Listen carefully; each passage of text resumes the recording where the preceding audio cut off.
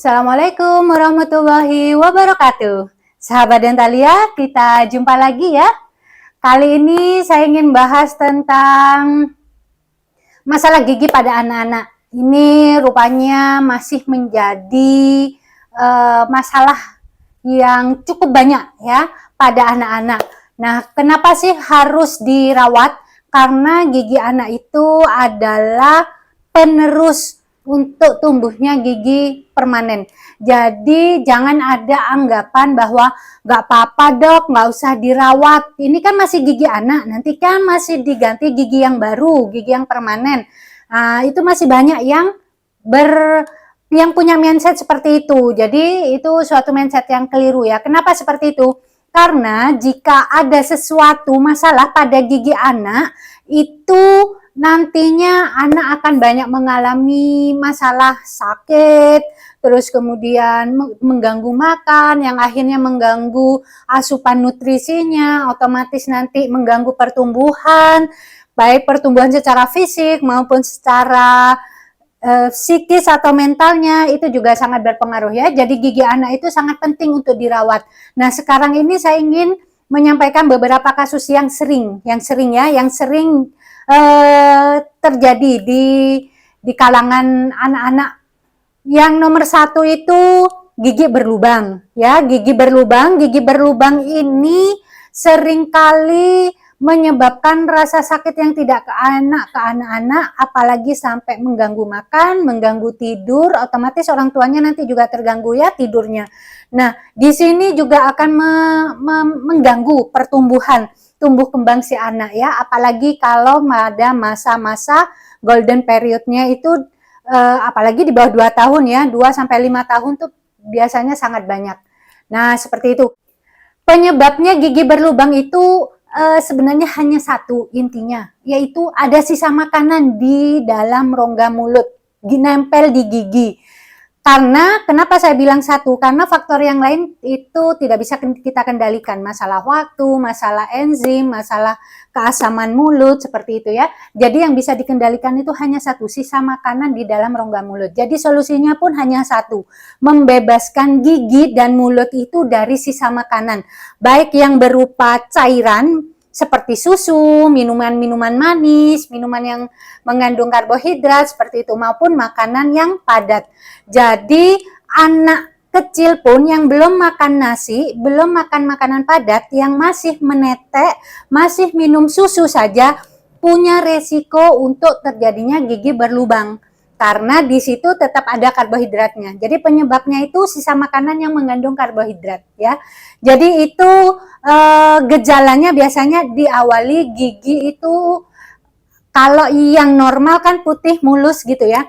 Kalau sudah ada bercak kekuningan, kecoklatan, apalagi sampai menghitam, apalagi sampai lubang, nah itu berarti dia sudah karies.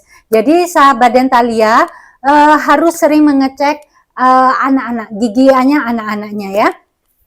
Itu harus sering dicek. Gimana caranya? Untuk mencegah, bebaskan semua sisa makanan dari rongga mulut, terutama kalau mau tidur malam ya. Jadi setiap habis makan minimal kumur-kumur air putih. Jika sudah bisa sikat gigi, diajari cara sikat gigi. Jika tidak bisa sikat gigi, pakai kapas, dibasahin air minum, kemudian diusapkan ke gigi sampai bersih. Jadi nanti kalau kita pegang pakai tangan, giginya itu tidak licin lagi, keset ya, tidak ada sisa makanan. Nah, itu salah satu contohnya cara mencegah. Gimana dok kalau masih kecil? Kalau masih kecil, anak belum bisa gosok gigi, orang tuanya setiap habis netek, setiap habis makan, setiap habis minum susu harus segera dioles, diusap dengan kapas yang basah tadi ya, sekali pakai langsung buang. Nah, itu cara mencegahnya. Gimana sekarang kalau sudah terlanjur lubang? Biarin aja dok, nanti ditempelnya kalau giginya sudah dewasa. Jangan seperti itu ya. Karena apa? Anak usia 6 sampai 7 tahun baru tumbuh gigi yang depan, gigi seri pertama. Kemudian itu berjalan, kita kan ada 5 ya gigi susu anak. 6, 7, 8, 9, 10. Jadi sekitar umur 10 baru lengkap yang bawah, antara umur 10 dan 11. Gigi atas selisihnya setahun. Berarti sekitar umur 11 sampai 12 tahun baru giginya lengkap.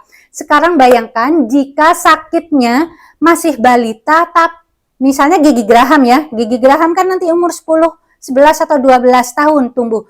Bayangkan jika sakit giginya masih usia balita, kita tunggu sampai gigi penggantinya tumbuh. Bayangkan sekian tahun, 5 atau 6 tahun lagi baru diganti dengan kondisi sakit. Pasti tersiksa ya, dan itu pasti akan mengganggu pertumbuhan si anak, tumbuh kembang baik fisik maupun otaknya ya. Nah, itu perlu kita waspadai. Setelah terlanjur berlubang harus segera ditambal. Memangnya bisa dok ditambal? Itu sering pertanyaan yang sering ditanyakan. Emangnya bisa dok gigi anak? Sangat bisa sekali. Tidak jauh berbeda dengan gigi dewasa, hanya bedanya cara kita mengatasi anak itu supaya kooperatif, itu aja ya yang berbeda. Kemudian itu nomor 1. Nomor 1 tuh karena gigi berlubang. Gigi berlubang ini berawali dari gigi yang kotor. Nah, gigi yang kotor ini harus segera diwaspadai ya. Pencegahannya sama seperti tadi. Nomor 3, kalau giginya kotor kadang-kadang sampai merubah warna pada gigi. Pada anak-anak tidak boleh dilakukan bleaching atau whitening. Kenapa? Karena ruang sarafnya masih lebar. Jika dia terpapar oleh bahan-bahan bleaching, dia sangat berbahaya untuk ruang saraf gigi si anak pada gigi susu. Bleaching itu sebaiknya digunakan setelah usia 14 tahun ke atas ya. Jadi seperti itu. Nomor 4 itu yang paling sering lagi karang gigi. Nah, karang gigi ini memang jarang, tapi untuk beberapa anak yang oral hygiene-nya jelek, dia muncul karang gigi, dan itu tidak harus menunggu dewasa untuk membersihkannya. Jadi setiap 6 bulan sekali sama, tetap harus kontrol ke dokter gigi, tidak hanya menunggu dewasa ya.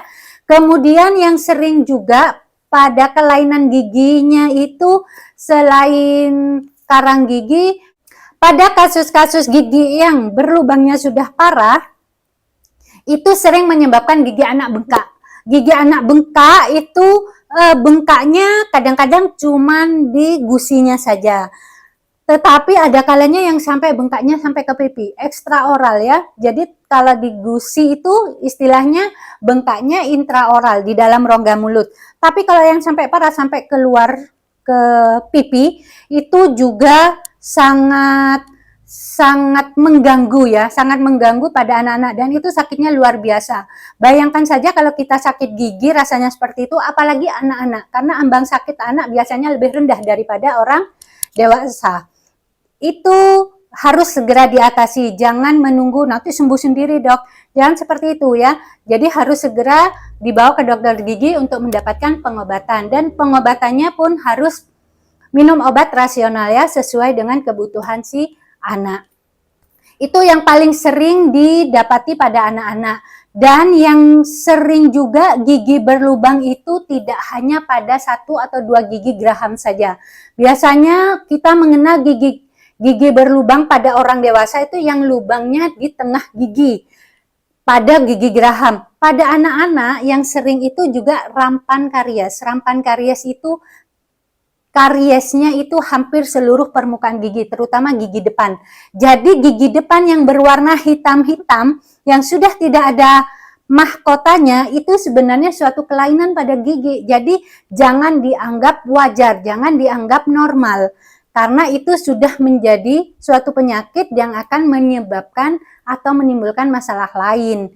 Dari gigi yang rampan karies itu yang warnanya hitam-hitam ini, itu bisa dicegah selain membersihkan gigi secara teratur seperti tadi, juga bisa menggunakan fluoride. Jadi bisa menggunakan aplikasi fluoride di dokter gigi atau fluor di dokter gigi gitu ya. Jadi pakai topikal aplikasi fluor di dokter gigi. Itu penggunaannya harus di dokter gigi ya, karena ada batasan komposisi dan batasan dosisnya yang bisa digunakan kepada anak-anak. Itu juga bisa digunakan kepada orang dewasa.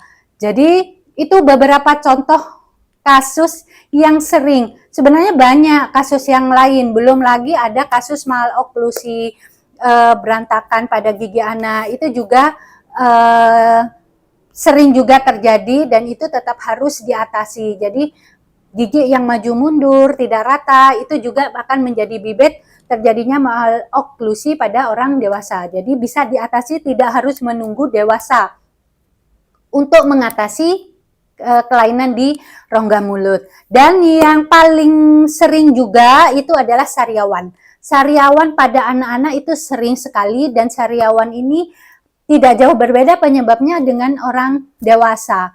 Pada orang dewasa itu sariawan mungkin hanya beberapa periode, mungkin karena kehamilan, karena faktor hormonal atau stres gitu ya. Tapi kalau pada anak-anak biasanya lebih mengarah kepada kekurangan nutrisi. Jadi harus dilengkapi nutrisinya, terutama vitamin C, supaya pembuluh darahnya itu dia kuat, tidak mudah pecah. Jadi penyebabnya salah satunya itu ya. Jadi nutrisinya di sini harus lengkap dan seimbang pada anak-anak. Tidak hanya untuk kebutuhan mencegah sariawannya saja, tapi untuk tumbuh kembang si anak. Demikian yang bisa saya sampaikan ya untuk kasus-kasus gigi anak yang sering ya, yang sering di sini. Masih banyak kasus yang lain. Jadi seperti itu, dan cara mengatasinya pun seperti itu. Dan kelainan sebenarnya bukan ya, termasuk kelainan ya, tapi penyebabnya karena jatuh misalnya, itu juga sering. Jadi anak itu kadang-kadang jatuh giginya patah.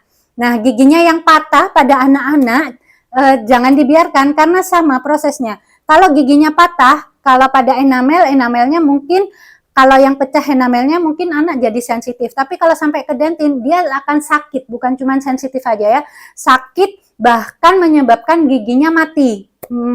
Giginya tidak vital lagi, gigi non vital, karena sarafnya sudah terbuka dan terjadi kematian pada saraf-sarafnya tadi. Kalau gigi sudah mati, dia akan berubah warna nantinya, akan berubah warna, dan jika oral giginya jelek, dia nanti akan menyebabkan keradangan pada jaringan penyenggahnya, gusi, tulang, dan sebagainya ya. Jadi itu bisa menyebabkan, kalau dibiarkan bisa menyebabkan masalah yang lain. Demikian untuk kasus kali ini ya, untuk topik kali ini. Marilah kita jaga kesehatan gigi dan mulut anak-anak kita, kebersihan gigi dan mulut kita.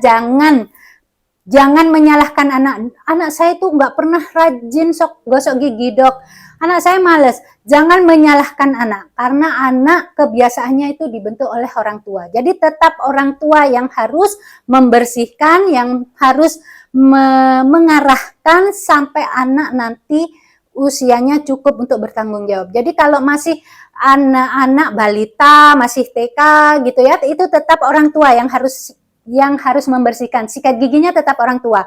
Jika anak mau belajar, misalnya minta, biar aku aja mah yang mau sikat gigi. Misalnya anak mau sikat gigi, silahkan disuruh sikat gigi, tapi setelah itu tetap orang tua yang harus finishingnya orang tua. Jadi tetap harus dicek kalau sudah bersih, oke. Biasanya nggak bersih sih. Kalau nggak bersih nanti kita ulang. Nah, ini masih ada sisanya, yuk kita sikat lagi gitu ya. Jadi anak-anak tidak harus langsung di-cut, nggak usah biar mama aja, nggak usah kayak seperti itu. Jadi tetap diikuti kemauannya si anak, nanti finishingnya tetap orang tua yang membersihkan. Demikian sahabat Dentalia, semoga bermanfaat. Yuk kita jaga investasi kita di masa depan mulai dari sekarang. Wabillahi taufiq wal hidayah. Wassalamualaikum warahmatullahi wabarakatuh. Salam sehat.